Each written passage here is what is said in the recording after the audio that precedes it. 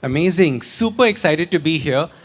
Today's discussion is very interesting, right? It's something that I am fascinated by. The idea of spirituality, especially in our world, which is all about, goal driven, I have to win at this. So, how do we merge these two different opposing thoughts? And we have a fantastic panel here with us. Now, I want to start this discussion. The way we're going to do this is we're going to understand key concepts from both our perspectives, for both the different perspectives that we have on stage. So, Pranay, the first question is to you. How do you define spirituality? Very challenging question. It's a vast question. Ashdin I would say spirituality could be defined, can never be defined directly. I would say it is like the roots. The roots of the tree are not seen, right? What we see is the trunk, we see the fruitage, the flower.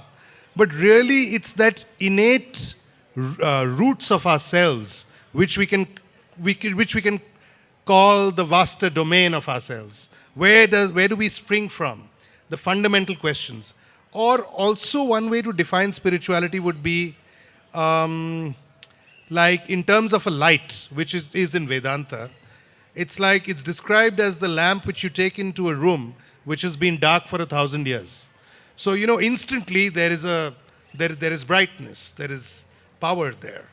So that is the way I would define it. And I think if the nourishment to the roots is good, everything comes as a byproduct, really. That's what I'd say. So it's interesting. So we're focusing on the leaves, we're focusing on the trunk, we're not seeing the roots, which is where spirituality would actually be existing for us. Yes, Ashdinji, and like just to add to that, I would say that makes it a little distinct from religiosity, because at the roots of ourselves, we can say our values, our qualities, really, instead of... Yeah. Amazing. Gopinath ji, what do you think of spirituality as a concept? I would like to define spirituality from the perspective of the Bhagavad Gita. So in the Gita, Krishna kind of combines the concept of Swadharma with the concept of Sanatan Dharma. The concept of Swadharma is about leading a life in tune with our physiological self and our psychological self. And Sanatan Dharma is to be in tune with our core self, that is the Atma or the soul. So in today's world, I would say a lot of people, when they speak about spirituality, they think only in terms of the well-being of the mind and the well-being of the body. And there is another set of people who are thinking in terms of thinking spirituality in terms of purely in terms of religion, or only in terms of the well-being of the soul. I would say a holistic understanding of spirituality will be thinking in terms of the well-being of the body, the mind, and the soul. That means combining both Swadharma and Sanatana Dharma would be holistic spirituality. Amazing. I think it's so interesting to understand that spirituality and the vastness of it is so different. And all of us, I think, would have a different definition of spirituality. And, when I talk to people about spirituality, the way that I see it is that we need to have our little explorer hat on. Like Dora the Explorer has a little hat on and goes around searching for it. We have to be curious to find it. So I think sessions like this are very important to find that curiosity on understanding spirituality. Now, the second part of our title is success. Let's understand what success means, according to you, from the lens that you've been writing about, from the lens of spirituality. I encountered something very profound, something very simple but very profound. In Vedanta, it is said that the most successful being upon earth is the honeybee, okay? And I was asking myself, I said, why the honeybee? Now, in Vedanta, they say that the honeybee is the most successful because when honeybees collect nectar from flowers, they don't harm the flower in any way. You see, it turns the concept of success around. It says that you are a creator of value.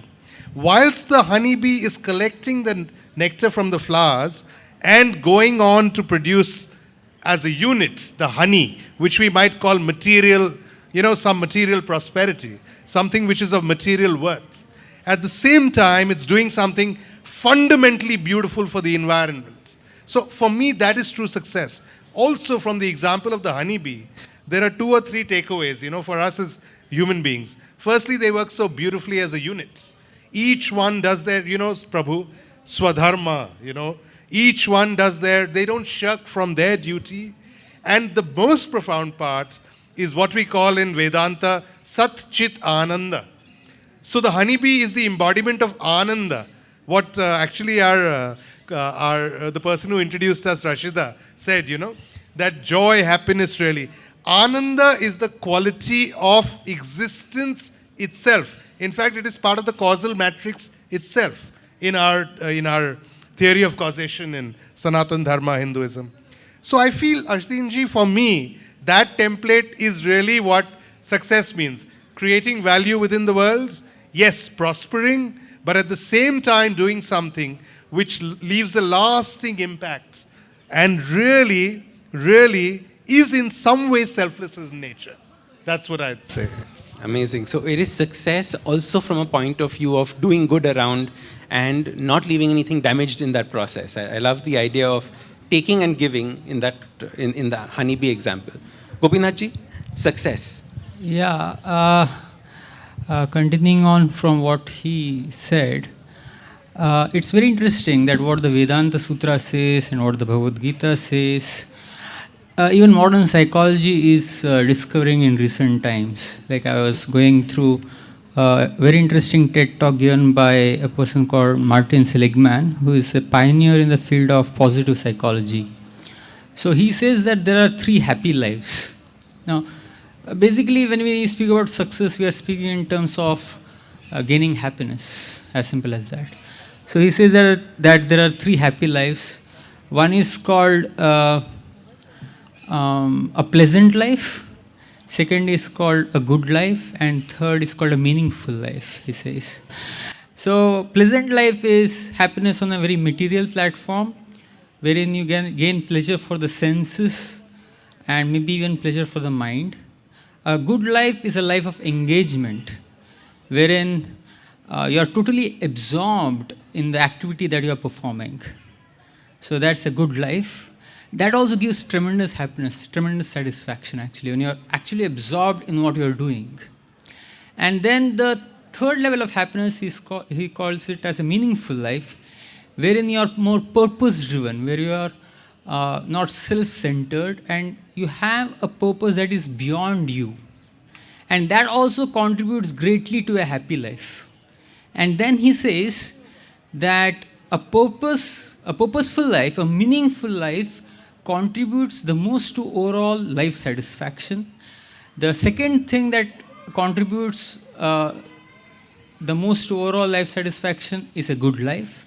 And the least thing that contributes to overall life satisfaction is a pleasant life. So this is exactly in line with what the Vedanta Sutra says, and this is exactly in line what even the Bhagavad Gita, what it says, that Sanatana Dharma Swadharma has to be in alignment with Sanatana Dharma.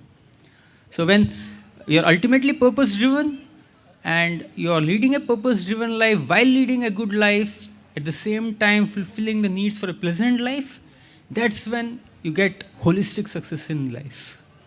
Amazing. Can you also just quickly define Swadharma and Sanatana Dharma, the two ones that you said? Swadharma has more to do with our activities in tune with our psychophysical nature, our physiological nature and our psychological nature. So that is Swadharma. So we feel at home while doing certain activities. Like I remember while I was studying as an engineer, a lot of my classmates were coming from Marwadi backgrounds, and they were studying technology with me, and it was like incoherent, right? But now, 20 plus years down the line, almost all of them are into business, even though they are coming from a technological background, because they're finding their home there. Physiologically and psychologically, they're made to do business, right? So that is their Swadharma. So where the kind of activity where you feel at home. And Sanatana Dharma is activities which are more in tune with the needs of the soul.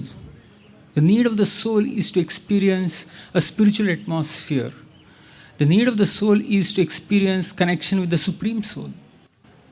The need of the Atma is to experience that connection with the Paramatma. So that is Sanatana Dharma.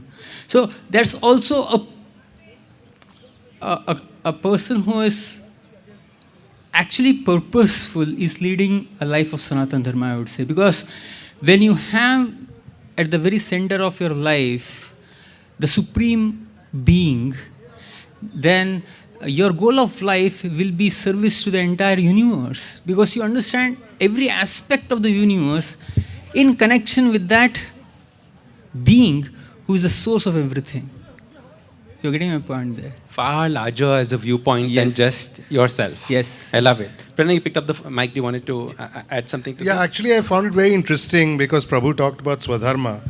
And I also think, whilst the Sanskrit word has its own connotation, but it's the quality of the word which matters. I was reminded of if you look at somebody who's been successful in the broader world, a universal icon like Abraham Lincoln.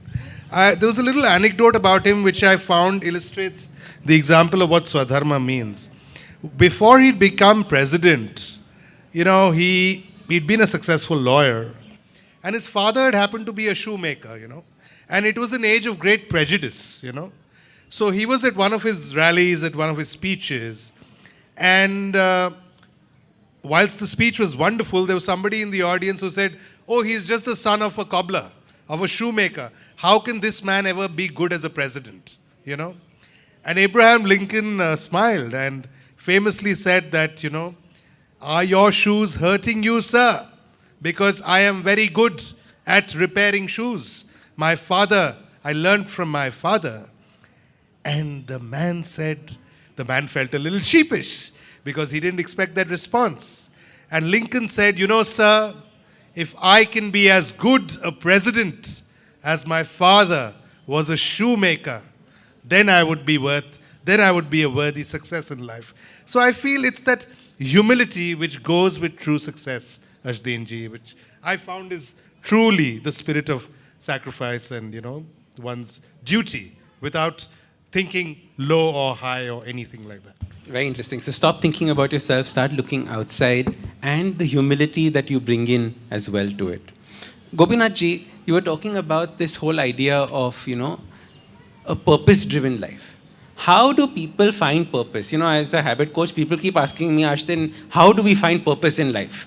Where is it? And they're writing this at 18 years old, 21 years old. When does purpose come into our life? How do we understand purpose? So, in the modern day world, if we speak, finding a purpose is more serendipitous, I would say.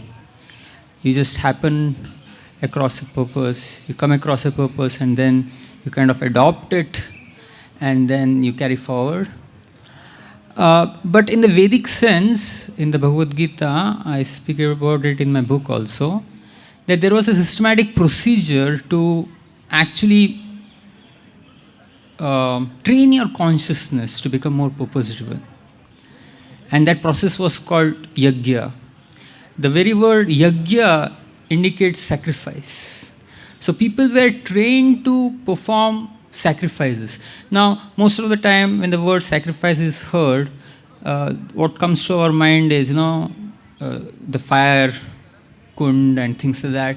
But no, there are other kinds of sacrifice also, like it's called Swadhyaya Yajna, means sacrificing the propensity to play to study instead, study the Shastras. You're sacrificing something for something higher. That's what sacrifice actually means. Sacrificing something lower for something higher. Correct? And Dravya Maya Yajna means sacrificing money for the sake of charity, for the sake of philanthropy. So there are different kinds of yajnas which don't involve fire, which are mentioned in the Vedic scriptures. So overall, the process of yajna was recommended as a part of people's lifestyle, right from their childhood to their adulthood. So when people practiced yajna as they grew up, naturally they became more and more purpose driven. And as soon as they came across something, they could immediately recognize that this is the purpose of my life, because their consciousness was already groomed to become purpose driven. To spot a purpose was much more easier for them from that perspective. So that training is lacking in the modern day world, I would say. A simple example I would give is, like, in the modern day world, people celebrate birthdays of kids. And on birthdays, kids are expecting gifts. But in the Vedic times, on birthdays, children were trained to give gifts. So they were not trained to expect gifts, they were trained to give gifts. So right from childhood, the spirit of yajna, the spirit of sacrifice, the spirit of going beyond yourself was integrated into the culture, into the system. Very interesting. So you can also almost change the word sacrifice to a choice. You're constantly choosing one path over another. And the more you choose a certain direction for your life, the more you start making choices in a particular direction, automatically your purpose starts coming. That's what I've taken from this. Amazing. Yeah, in fact, Ashdinji, like you said, and three words which really stood out, Prabhu, was first is consciousness and change of consciousness. The second is the element of chance and destiny, really. So if you look at that change of consciousness and chance together, a classic example, I would say, when it comes to the connection between spirituality and success is, let's look at the encounter between a Swami Vivekananda and a Jamshed Tata. Now, a Jamshed Tata is the epitome of success, right? Or a John Delano Rockefeller, which is the epitome of success in the American context. Now, this is a very real example of what happened when Vivekananda was traveling first class, though he didn't have any money in his pocket, but the Raja had actually sponsored this ticket. So he happened to be in the first class compartment on the ship, really, which was going via Tokyo. It was going westward, really. And it, being a sea voyage, is the best place to connect, right?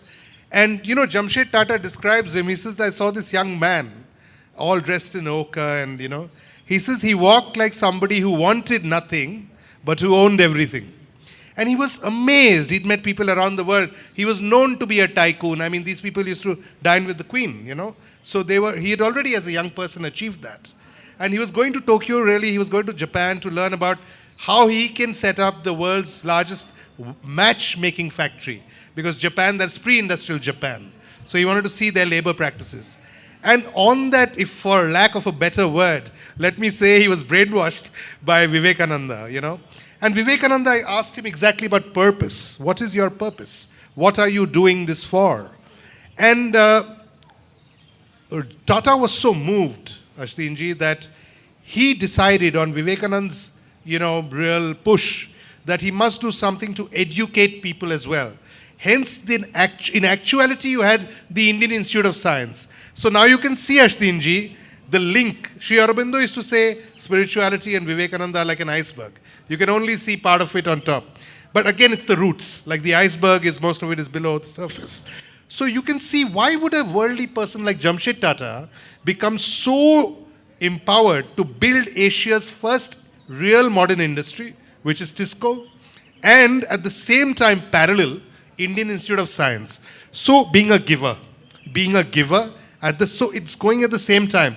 But of course, that is where the destiny lies, the meeting, Number two is a similar thing happened. I hope I'm not, taking what happened with Rockefeller. Again, a person who was a very egoistic achiever.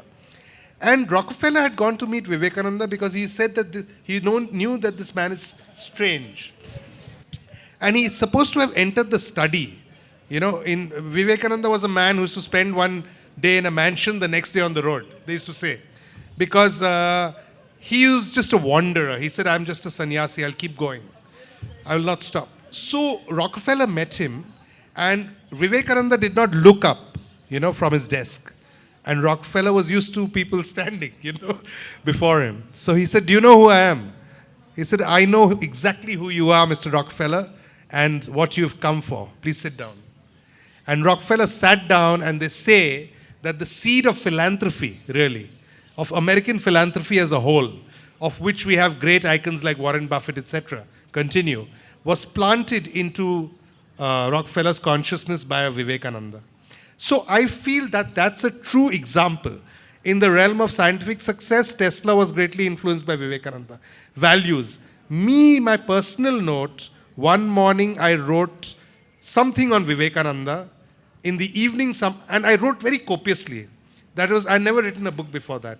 In the evening, somebody just mentioned, did you know it's Vivekananda's birthday? So for me also, it was in a smaller way. So, the purpose, destiny, and spiritual values lying at the base of something good. Amazing. So well said. There's an element of luck and there's an element of the purpose coming together in this.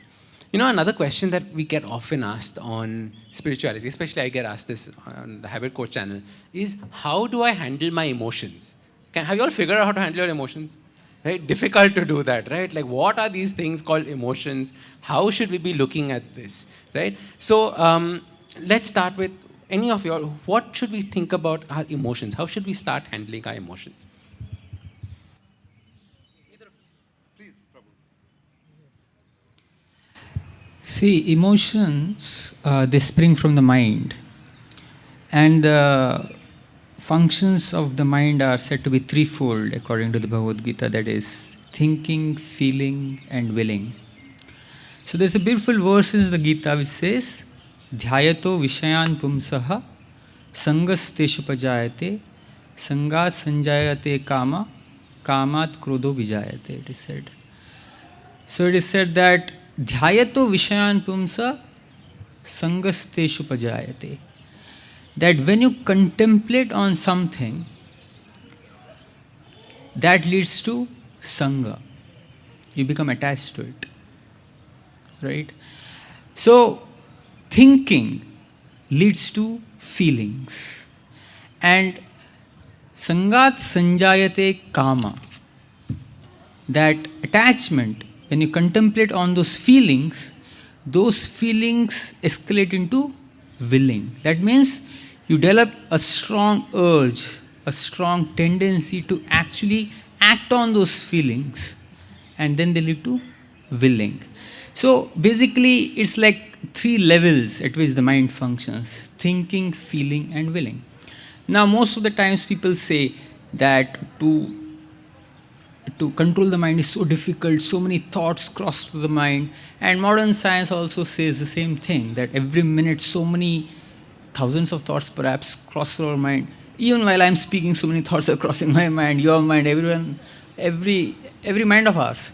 So the point here is, if to control our thoughts is so difficult, to control the feeling is more difficult, because it's at a different level altogether. So when thinking becomes more concentrated, they develop into feelings. Like my Guru Radhanath Swami, he gives a beautiful example that he was in high school, and he says that he had a friend, let's call him John. I don't exactly remember his name, some John or something like that. And one day he gets a note from a girl called Mary. And he opens the note and he reads on that note that Mary likes you. Okay. And this guy, he didn't have Mary on his mind at all. Like, he was in his own world, and Mary is not a particularly attractive girl per se. Okay. So his initial reaction was, I hate Mary. Okay. But then what happens was, over a period of time, or a period of days, he keeps contemplating, Mary likes me, Mary likes me, Mary likes me. And my Guru, in his lecture, he says that after 2 or 3 weeks, suddenly he sees on the corridor John walking hand in hand with Mary on the corridor. So those thinking, even though it wasn't favorable in the initial stages, but nonetheless those contemplation, it kind of concentrated and they escalated into feelings. So many times what happens is, people, they feel that I'm not contemplating in a positive way, but nonetheless they're contemplating. And as long as you're contemplating, you become attached. Sometimes it happens with politicians also. Sometimes certain people hate certain politicians. So they hate them to such an extent that they develop feelings for them. Correct? And then then you tend to act on those feelings, and that is called willing. So the entire secret behind handling emotions is nip the thinkings in their bud stage. Don't water those thoughts at all. See, many a times what happens is, every once in a while I get a phone call saying that, I'm immersed in negativity and how to get out of this negativity. See, the general tendency is when we are surrounded by negativity, we try to think our way out of that negativity. We try to logically reason that why I'm thinking so negatively. I'm really blowing things out of proportion. These things can't be possible, and we try to reason things out. But then what happens is, in due course of time, the same negative thought starts haunting us again. It's like a cycle. The mind operates in cycles. You try to reason your way out of those negativity, but again those negative thoughts starts haunting you again. So the Srimad Bhagavatam gives a simple way of controlling the mind. The best way of controlling the mind is to neglect it. Rather than trying to reasoning your way out of those negative thoughts, just neglect those thoughts by focusing your mind on positivity. And that's why in the Vedas, there are concepts like mantras. The very word mantra indicates the mind. So the mind operates in cycles, as I said. You get out of negativity, then again you get into negativity. It goes in cycles. So the mantra is also something which is chanted again and again, over and over again. So that negative cycle is replaced by a positive cycle through mantra, the chanting of the meditation. Or it could be in the form of kirtan, repetition of the same mantra over and over again, so that you replace the negative cycle with the positive cycle, rather than thinking your way out of the negative cycle. So the simplest way of dealing with emotions is don't water the thoughts that lead us to those emotions. Very interesting. Like you said, don't try and reason with the thoughts that you're having. Try and replace them. What we replace it with is Netflix and TV and Instagram, which is saying that we should probably find better sources of things to think about instead. So to add to that, Ashdinji, basically, first, it's easier to go from the gross to the subtle. So the first rule, say in a religion like Buddhism, for example, is that if your body language is correct, spontaneously your thoughts become different. There's this experiment done on, there's this observation about blind children when they breast the tape at the 100-meter race. They raise their arms in a victory. They have not looked at Usain Bolt and emulated him. This is intrinsic. There is some body language which is intrinsic. For example, Prabhu and all have their own, their physical disciplines, which really, as the Zen say, to cut it at its roots. But it's very difficult so it's easier to go from the body. So there are some people who enter into a room, Ashdinji, and because the way they are something, you feel good about it, even without saying a word, non-verbal communication, which actually your work, you do so much on these areas. That is one thing. Second thing is, the intrinsic nature of the self is not my reactive mind. I think that might be, the intrinsic nature is the witnessing soul, or you can call it the being, and everything else is like clouds on that sky, you see? So you become a watcher of the clouds. Now it comes to the example of a Ram, for example. Now a Ram has every injustice done against him in our Ramayana, right? But he doesn't identify as a reactionary prince. How does he control his emotions? He knows his emotions is not him. So he goes to Kekai and he says, Mother, you wanted me banished from the kingdom. You should have told me first. I would have facilitated it in an easier manner without breaking our father's heart. And so he's not being sarcastic. So in every situation he faces in life, deep crisis situations, he's ready to sacrifice. He doesn't look at himself as a person against whom some injustices have been done, and hence he's reacting to them, right? That is one. Number two, in our other epic, can I use the other one? In our other epic, the Mahabharata, there's this very interesting take about Yudhishthir, who's supposed to be a very non-reactive, unemotional person, Dharamraj, looking at the forces, the opposing forces, the Kauravas, he gets emotionally overwhelmed. And he comes to Arjuna and he asks Arjuna, what do we do? We are outnumbered. What do we do? He's shaking like a leaf. So Arjuna tells him, Arjuna tells him that, see, brother, if within yourself you are steadfast. So it's Arjun's little take. We know the other side about Arjun learning from Krishna, of course, God. But Arjun says, if you're steadfast in your mind, and if you stay your course, and if you do your duty as it is, and do what you need to do without fear, what fear of death, right? It's a samurai attitude. Then success shall be yours. Now, what the definition of success is can change. For a samurai, success is going towards a glorious death. You see what I mean, Ashdinji? So these are little learnings which I feel, again, there's a question of ego. A more egoistic person with a fragile ego is what hurts us emotionally. So Yudhishthira is told by Sri Krishna to go to Bhishma when Bhishma the patriarch is dying. And Bhishma gives him something which is, I think, universally relevant. He says, a leader, a king, you're going to be a king. A good leader leads with wisdom and a bad leader leads with ego. So I think if your ego is not so fragile, then I think half the emotions stop really factoring into it. Just a few instances, anecdotal. Very interesting, because the ego is all about me. So, and all the emotions are happening here. So the more you can let go of the ego, the better. Fantastic. How are we doing on time? Are we good on time? Shall we do one more round of questions and then we'll open it up to everybody else? All right. So the last question I have is the exact opposite of our title. What is our title? Spirituality and success. But there's another word that constantly haunts us, failure. So let's understand what failure is and how can we spiritually understand failure as well to understand this whole. Pranay, failure. How do we understand failure? It's very interesting because in a way the Bhagavad Gita is all about this guy who's so depressed that he sees the prospect of failure at every level, right? Materially, at the level of justice, that injustice shall prevail, and so on. So, but if you look at the Bhagavad Gita, it's a living text for us. We are looking at a person who's hopeless, a person who's in despair, a person who's anxious, who's facing the prospect of failure, and Krishna essentially tells him, do your duty and leave the rest to God.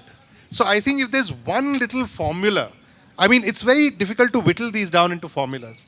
And if I might just expound at a very brief level, there was a king in ancient India who had to choose a successful leader for his kingdom.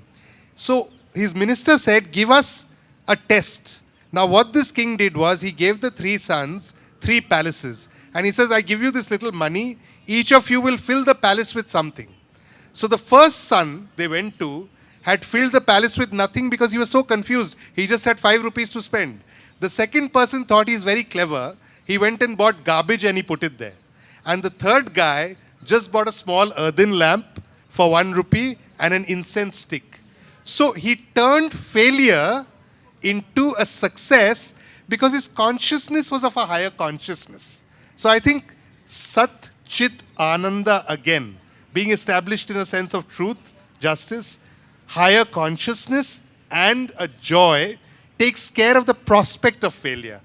And of course, at the end, we are all failures because we die. So mortally, nobody is a success. But in other ways, we could be. Interesting. So you don't think of failure just as an end point, right? It is an actual part of the journey. Gopinath ji, what do you think about failure? Yeah, continuing with what our Pranay ji said, that about consciousness. So the Gita, it states 3 levels of consciousness: Sattva-guna, Rajogun and Tamogun. So just to give a very brief understanding of what these are, a person who is in Rajogun is very ambitious, looking for setting goals and hardworking and a lot of desires. Such a person can be called a person who is in Rajoguna. A person in Tamoguna is a person who is depressed, who is unable to cope up with life, and who is, gone the way of addiction, or gone the way of negativity, depression, etc. So that is tamoguni consciousness. And a person who is in sattva is a person who is internally content, internally satisfied, whose consciousness is elevated, who is experiencing happiness from within, not just through external pleasures. So the Gita's formula is, the ultimate formula for success is a healthy combination of sattva and rajoguna. Now, obviously, to lead a good life in this world, you need a healthy amount of rajoguna in you also, because you need to be ambitious, you need to work hard, you need to set goals for yourselves, etc., etc. But there is practically no person on the planet who doesn't go through failures.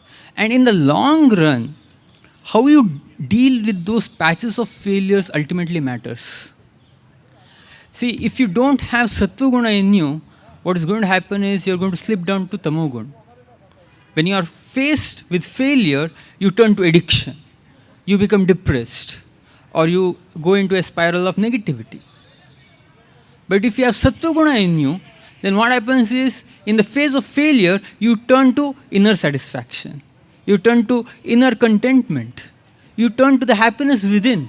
And you are able to go through that phase of failure in a very graceful way, in a very positive way. And nothing in this world is permanent. Success is not permanent, failure is not permanent. So if a person is able to handle that patch of failure in a positive way, in the long run, such a person will be a success story. But if the person kind of slips and loses his or her mind in that small patch of failure and slides down to tamoguna, then it's very difficult to come back, so to speak. In fact, we say that success is also a habit, failure is also a habit. You notice people keep failing, because it becomes a habit. Just like you said, they slip down this road. Yes. For other people, success becomes a habit. Like I remember a Formula 1 team principal said that we had never won a race till this driver joined us, and we got into qualifying and everyone else went to party, and he said, no, we have to still work because the race is tomorrow. This is how we win. So success becomes a habit. That's how you can start creating it in this way as well. Fantastic. Shall we open up for questions? I think so. Yes, I'd like to open this for questions. We have not many, 10 minutes. So in 10 minutes, quick questions and very quick answers too. Right back. Yeah. One question. Don't you think that failures are a help to succeed? Because that's what I think. In Austria, we have a word which says, God give me the power to change things which I can change, to have the relaxation to bear things which I cannot change, and the wisdom to separate the one from the other. That's my personal life motto as well. So I think whatever failures are occurring, they are the help for getting better, for success. And I think that's how we should embrace even failures. Not as a route for depression, we should embrace it as a cause and route for success. Don't you think that's the best way to deal with it? Yeah. See, in order to, when a person is going through a phase of failure, it's a tremendously emotional state. Correct? So, this kind of remains, what you told, it kind of remains theoretical unless that person's consciousness is in a positive state. That's what I say when I say sattva guna. Sattva guna is a positive state of consciousness wherein you are able to see positivity even in failure. Exactly what you are talking about. So you see an opportunity even in the face of failure, but your consciousness has to be in that level to see positivity even in that negative state. But a person who is in tamogun, by definition, is a person who is not able to see that failure in a positive state of consciousness. Come again? Apo Dipo Bhava. Yeah. So the whole point here is train ourselves to be in a state of Rajoguna and Sattva predominantly, so that when we come across failures also, we are able to handle it with more grace. It's a training all through life to handle failure. Might I add to this, Prabhu? Yes, please. Because you said who can handle it. In fact, the Buddha is to say, Apo Deepo Bhava, light the lamp within your heart. And somebody asked him, Bante, is a Pali word for master, what is the difference between you and I? He says, I know I am a Buddha and you don't know you are a Buddha. And you know, there's our Hanuman, is our mythical character, you know, the monkey god, who's really so sublime, you know. And he forgets who he is at one point. So the rest of the army, they tell him about his innate prowess, his inner nature. So it's all about self-realization. And there are three words which are very interesting. Mukti, moksha, free, they mean freedom. As in these are nirvana. They mean freedom. Freedom from our sense that we are limited. We are unlimited beings, actually. And if you look at the epics, not only of India, but the Hellenic epics, you know, you look at the Odyssey and you look at our Ramayana, you look at the Mahabharata, it is a litany of from failure to failure. You see, the Pandavas in the Mahabharata are just faced with, there'll be no heroes without failure. How they band, even in failure, how they respect each other. Our myth of the Samudra Manthan, when things are going bad, even the Asuras and the Devas cooperate. So the qualities of cooperation, keeping heart, and Rama, for example, litany of one unfortunate event after the other. But therefore he is who he is, really.